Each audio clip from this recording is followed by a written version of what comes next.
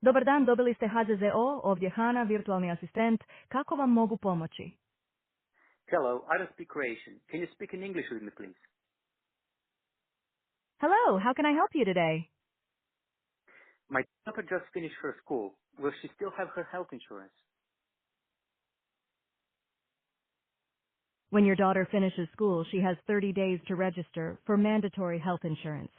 If she is a regular secondary school student or a regular student, she can retain the insured person status until the end of the school year or the end of the academic year in which she completed regular education, but for a maximum of 8 years.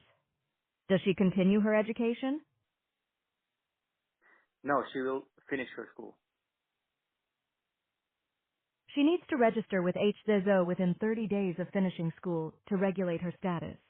Is there anything else I can help you with? Yes, can you please explain all of this to my wife in French now? Bien sûr. Votre fille doit s'inscrire à l'assurance maladie obligatoire auprès de la caisse primaire d'assurance maladie dans les 30 jours suivant la fin de ses études pour régulariser son statut. Puis-je vous aider avec autre chose?